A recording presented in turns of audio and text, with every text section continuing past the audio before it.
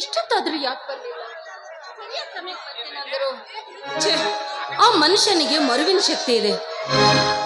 ಮರ್ತಿರ್ಬೋದೇನೋ. ನನಗೂ ದಾರಿ ಕಾದು ಕಾದು ಬೇಸರ ಆಗತ್ತೆ.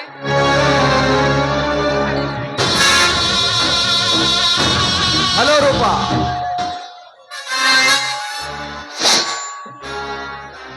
ನನ್ನ ಮಾತಾಡ್ಸಕ್ ಹೋಗ್ಬೇಡ್ರಿ. ನಿಮ್ಮ ಮೇಲೆ ತುಂಬಾ ಕೋಪ ಬರ್ತಾ ಇದೆ. ಅಲ್ಲ, ನಾನು ಹೇಳಿದ್ದ ಟೈಮ್ ಎಷ್ಟು, ನೀವು ಬರೋ ಟೈಮ್ ಎಷ್ಟು? 10 ನಿಮಿಷ ಲೇಟ್ ಆಗಿ ಬಂದಿದ್ದೀನಿ. ಸಾರಿ, ಮಾತಾಡಿಸ್ಬೇಡಿ. I am very sorry Rupa. ನಿನಗೋಸ್ಕರ ಬೇಗ ಬರಬೇಕಂತ ಸಾಕಷ್ಟು ಪ್ರಯತ್ನ ಪಟ್ಟೆ. ಆದರೆ ನನಗಾಗಿ ನಮ್ಮ ತಂದೆಯವರು ಒಂದು ಹೆಣ್ಣು ನೋಡಿದ್ದಾರೆ. ಅವಳನ್ನೇ ಮದುವೆಯಾಗಬೇಕಂತ ಹಠ ಹಿಡಿದಿದ್ರು. ನಾನು ಸತ್ರು ಅವಳನ್ನು ಮದುವೆ ಆಗೋದಿಲ್ಲ, ನಾನು ಪ್ರೀತಿಸ ಹುಡುಗಿಯನ್ನೇ ಮದುವೆ ಆಗ್ತೇನಂತ ಧೈರ್ಯವಾಗಿ ಹೇಳಿಬಿಟ್ಟೆ. ಗಟ್ಟಿ ಮಾಡಿದ ಹೆಣ್ಣನ್ನು ಕ್ಯಾನ್ಸಲ್ ಮಾಡಿಬಿಟ್ಟೆ. ಅಯ್ಯೋ ದೇವ್ರೆ, ಅದೆಂತ ಕೆಲಸ? ಗಟ್ಟಿ ಮಾಡಿದ ಹೆಣ್ಣನ್ನು ಹೇಳಿದ್ರಿ? ರೂಪಾ, ಸೂರ್ಯ ಚಂದ್ರರಿಲ್ಲದೆ ಈ ಜಗತ್ತು ಬದುಕಬಹುದೇ? ನೀನಿಲ್ಲದೆ ಒಂದು ಕ್ಷಣಕಾಲ ನಾನು ಬದುಕಿರಲಾರೆ. ನನ್ನ ಮೈಯಲ್ಲಿ ಹರಿಯುತ್ತಿರೋ ಒಂದೊಂದು ರಕ್ತದ ಹನಿ ಹನಿಯಲ್ಲೂ ನೀನೇ ತುಂಬಿಕೊಂಡಿರುವೆ. ನಿನ್ನ ಮುಖ ನೋಡದೆ ನಾನು ಒಂದು ದಿನ ಆ ದಿನ ಉಪವಾಸ ಮಲಗುತ್ತೇನೆ. ಇಷ್ಟರ ಮೇಲೆ ಅರ್ಥ ಮಾಡಿಕೋ ನನ್ನ ಪ್ರೀತಿ ನಿನ್ನ ಮೇಲೆ ಎಷ್ಟರ ಮಟ್ಟಿಗಿದೆ ಅನ್ನೋದನ್ನು. ನಾನು ಎಷ್ಟು ಜನ್ಮದ ಪುಣ್ಯ ಮಾಡಿದ್ನೇನೋ ನಿನ್ನಂತ ನನ್ನ ಪಡೆಯಬೇಕಾದ್ರೆ. ನಾನಾದ್ರೂ ಅಷ್ಟೇ ನಿನ್ನ ಸಲುವಾಗಿ ಮನೆಯಲ್ಲಿ ಮೋಸ ಮಾಡಿದ್ದೇನೆ. ಮೋಸ? ಯಾರಿಗೆ ಮಾಡಿರುವೆ ಮೋಸ? 2 ಲಕ್ಷ ತರೋದಕ್ಕೆ ಹೇಳಿದ್ರಲ್ಲ ದುಡ್ಡು, ಅದ್ರ ಸಲುವಾಗಿ. ತಂದಿದೀಯ ಹಣ? ಹಣ ತಂದಿದ್ದೀನಿ. ಆ ಹಣ ತರಬೇಕಾದ್ರೆ ಬಾಬಾ ಮನೆಯಲ್ಲಿ ಎಷ್ಟು ನಾಟಕ ಮಾಡಬೇಕಾಯ್ತು ಗೊತ್ತಾ ನಾನು. ಅಂದ್ರೆ ಆ ನಾಟಕದ ಸನ್ನಿವೇಶದಲ್ಲಿ ಯಾವುದೇ ದುರ್ಘಟನೆ ನಡೆಯಲಿಲ್ಲ ತಾನೆ? ಹಲೋ ಮಿಸ್ಟರ್, ದುರ್ಘಟನೆಗೆ ಸಿಕ್ಕ ಹೆಣ್ಣು ನಾನಲ್ಲ. ಆ ಹೆಸರಿನಲ್ಲಿ ಕಳ್ಳ ಸಿಕ್ಕೊಂಡಿದ್ದಾನೆ, ನನ್ನ ಕೈಯಲ್ಲಿ ಹಣ ಸಿಕ್ಕೊಂಡಿದೆ. ರಾತ್ರಿ 12 ಗಂಟೆ ಸುಮಾರು ಎಲ್ಲರೂ ಮಲಗಿದ್ರು. ಯಾರು ಹೆಸರಿರ್ಲಿಲ್ಲ. ನಿಧಾನವಾಗಿ ಚಿರಿಕಿಲಿ ತೆಗೆದು ದುಡ್ಡ ಗಾಡಿ ಬ್ಯಾಗ್ನಲ್ಲಿ ಹಾಕಿ ನನ್ನ ಕೊಳ್ಳಲ್ಲಿರೋ ನಕ್ಲಿಸನ್ನ ನಾನು ಕಿತ್ತಷ್ಟು. ಅಯ್ಯೋ ಕಳ್ಳ ಬಂದ ಅಂತ ನಾನು ಒದರಿದ ಧ್ವನಿ ಕೇಳಿ ನಮ್ಮಣ್ಣ ನನ್ನ ಅತ್ತಿಗೆ ಎದ್ದು ಓಡಿ ಬಂದ್ರು. ಕಳ್ಳ ಇಲ್ಲ. ಬೆಳಿಗ್ಗೆ 6 ಗಂಟೆಗೆ ಸ್ಟೇಷನ್ ಕಂಪ್ಲೇಂಟ್ ಕೊಟ್ರು.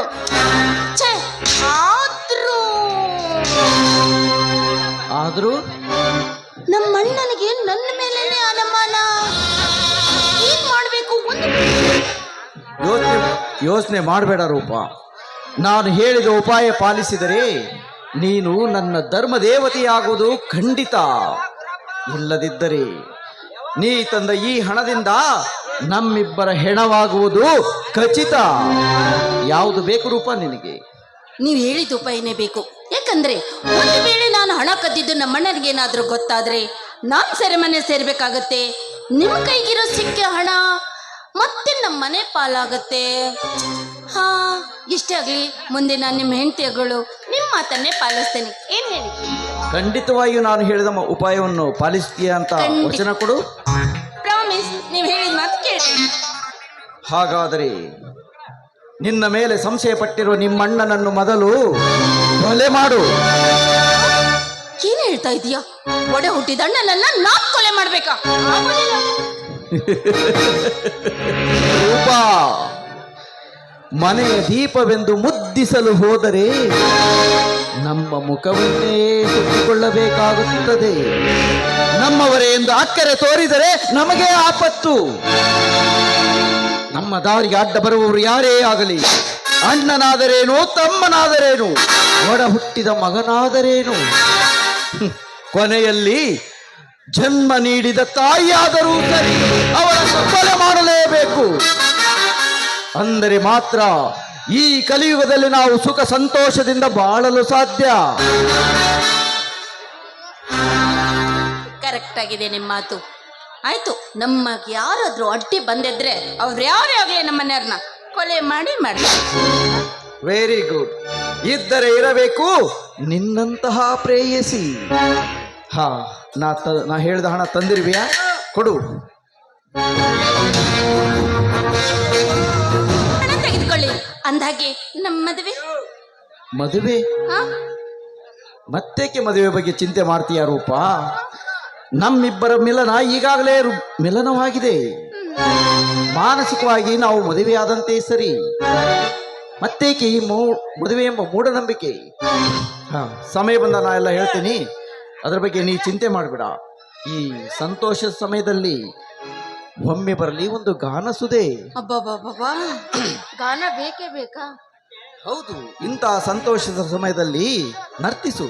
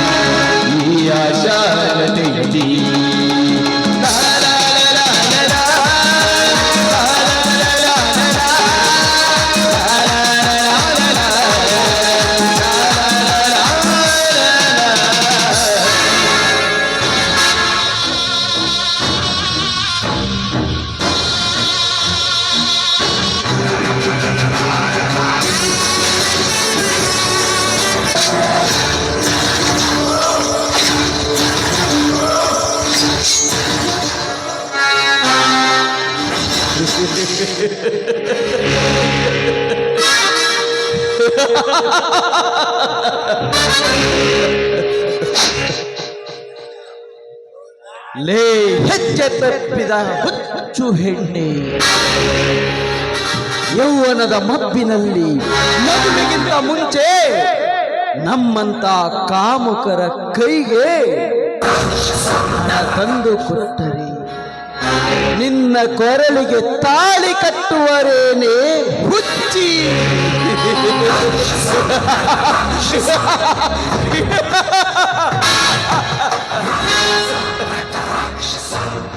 ಅದೆಂದಿಗೂ ಸಾಧ್ಯವಿಲ್ಲ. ರೂಪ, ತಾಳಿ ಕಟ್ಟಬೇಕಾದ ನಿನ್ನ ಕೊರಳಿಗೆ ಉರುಳು ಕಟ್ಟಬೇಕಾಗುತ್ತದೆ. ಏಕೆಂದರೆ ಕುರಿಯ ಕತ್ತು ಕೊಯ್ಯುವ ಕಟುಕ ಕುರಿಗೆ ಹುಲ್ಲನ್ನು ತಿನ್ನಿಸಿ ಮುತ್ತಿಸಿಕೊಳ್ಳುತ್ತಾನೆ.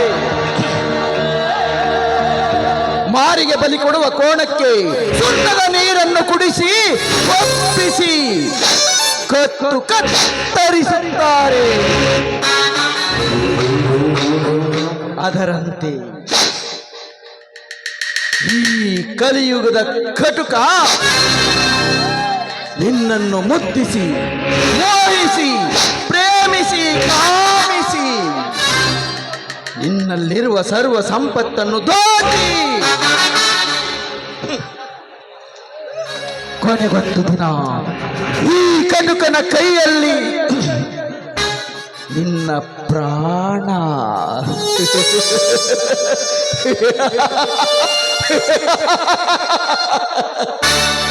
ಯಮಲೋಕಕ್ಕೆ ಪ್ರಯಾಣ.